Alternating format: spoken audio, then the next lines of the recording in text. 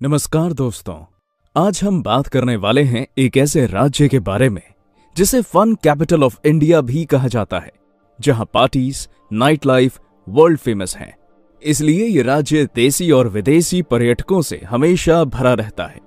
जी हां, हम बात कर रहे हैं भारत के सबसे छोटे और जनसंख्या की दृष्टि में चौथे राज्य गोवा के बारे में, जहां के बीचेस और खूबसूरत समुद्री तट दुनिया भर के लोगों को अपनी ओर आकर्षित करते हैं।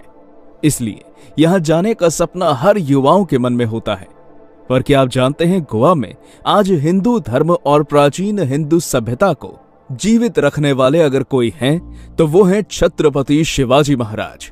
जी हां दोस्तों, जानते हैं आज के वीडियो के माध्यम से गोवा के मराठा साम्राज्य के बारे में।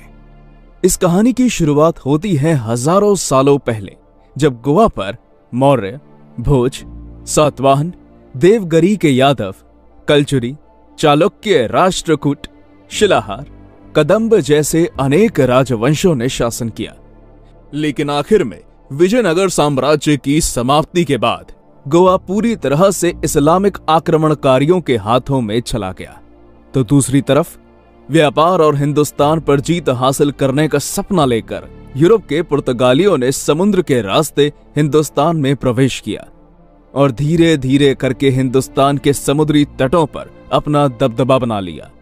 तभी उसी दौरान सन 1510 में पुर्तगालियों ने एक स्थानीय सहयोगी तिमोजी की मदद से बीजापुर के सुल्तान यूसुफ आदिल शाह को युद्ध में हराकर गोवा राज्य पर अपना अधिकार बना लिया और इस तरह गोवा राज्य पुर्तगालियों के हाथों में चला गया। छत्रपति शिवाजी महाराज से पहले हिंदुस्तान कई सारे विदेशी सल्तनतों में बटा हुआ था। उत्तर में मुगल, दखन में आदिल शाही, कुतुब शाही, निजाम शाही, पूर्व में अंग्रेज और गोवा में पुर्तगाली। पूरा हिंदुस्तान गुलामी की जंजीरों में जकड़ा हुआ था। ऐसे में इस गुलामी के अंधकार को चीरते हुए 19 फरवरी 1630 को महाराष्ट्र के शिवनेरी किले पर एक तेजस्वी बालक ने जन्म लिया, जिनका नाम था छत्रपति शिवाजी राजे भोसले।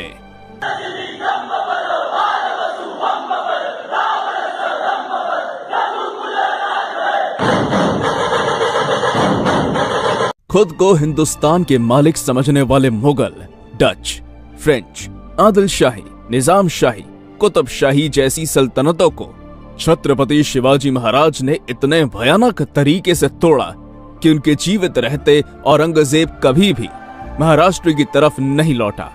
इतना डर, इतना खौफ मुगलों के अंदर शिवाजी महाराज ने बैठा रखा था।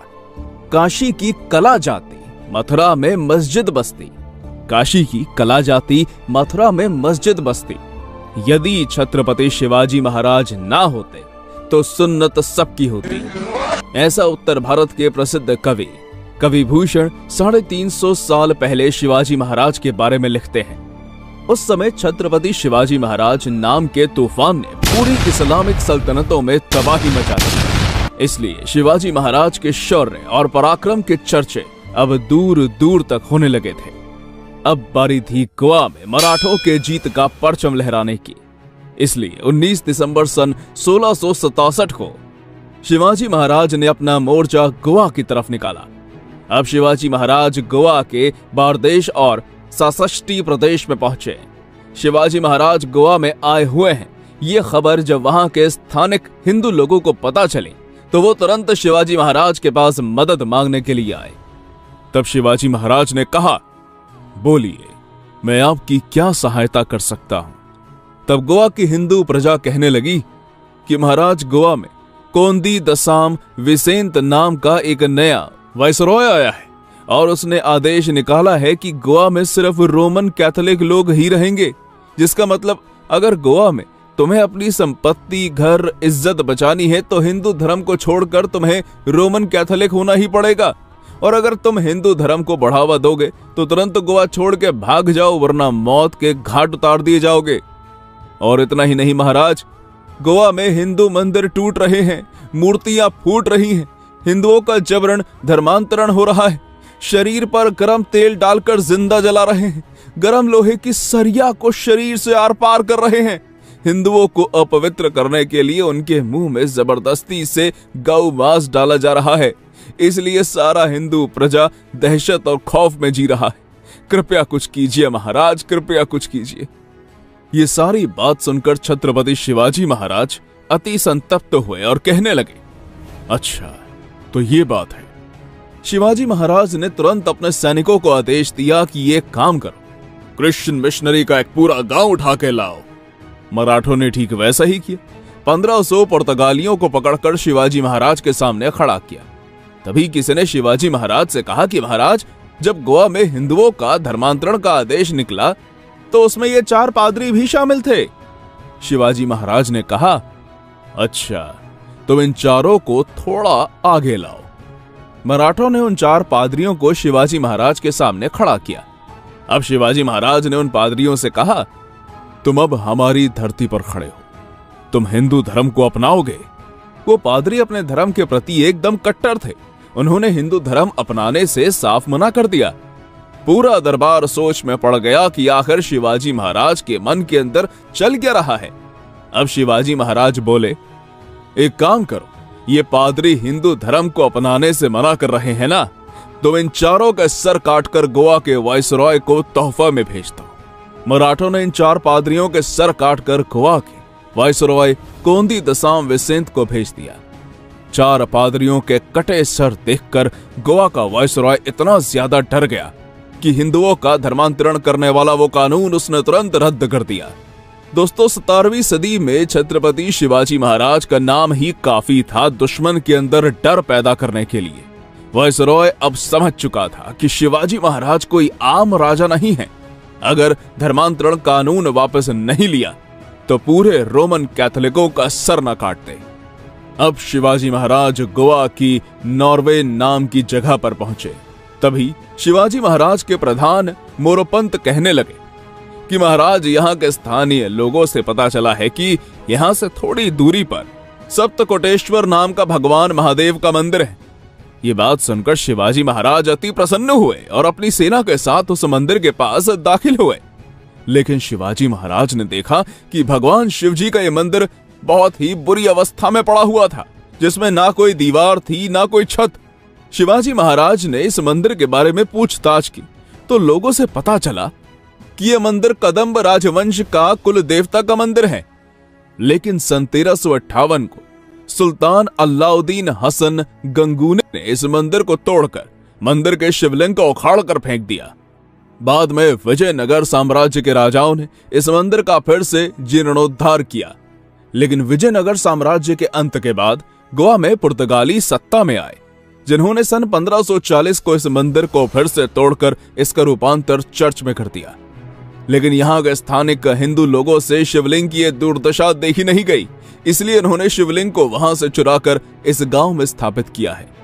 इस मंदिर पर आक्रमणकारियों द्वारा हुए घिनौने कृत्य जानकर छत्रपति शिवाजी महाराज सुन्न रह गए और 13 नवंबर सन 1668 को शिवाजी महाराज के आदेश पर इस मंदिर को फिर से बनाया गया और इस प्रकार मराठा शासनकाल में इस मंदिर का वैभव फिर से लौट आया।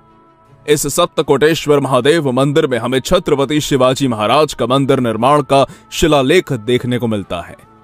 छत्रपति शिवाजी महाराज जानते थे कि अगर गोवा में हिंदुओं को बचाना है तो वहां पर अपना खुद का स्वराज्य होना बहुत जरूरी है।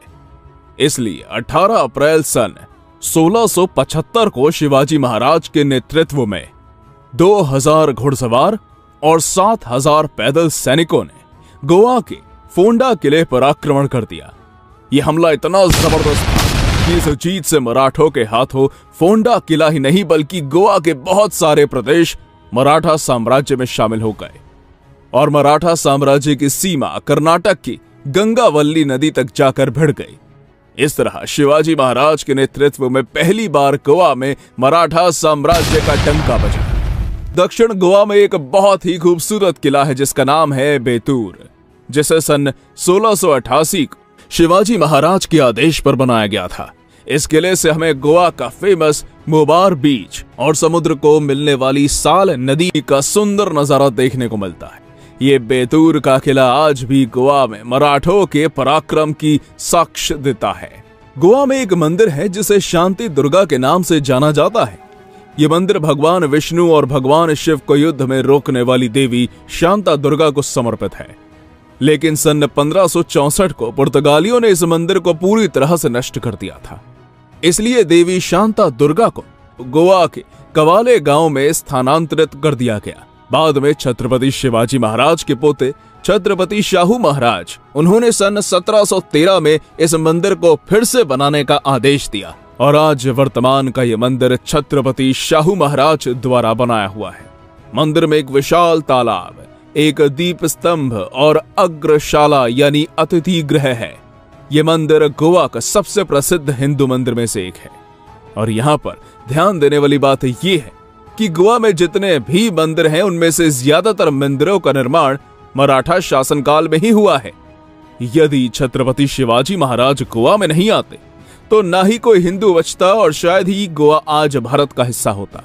छत्रपति शिवाजी महाराज के कारण आज गोवा में सबसे ज्यादा हिंदू जनसंख्या मौजूद है। और इसी के साथ आज वर्तमान में गोवा राज्य के मुख्यमंत्री प्रमोद सावंत जी वो भी मराठा ही हैं।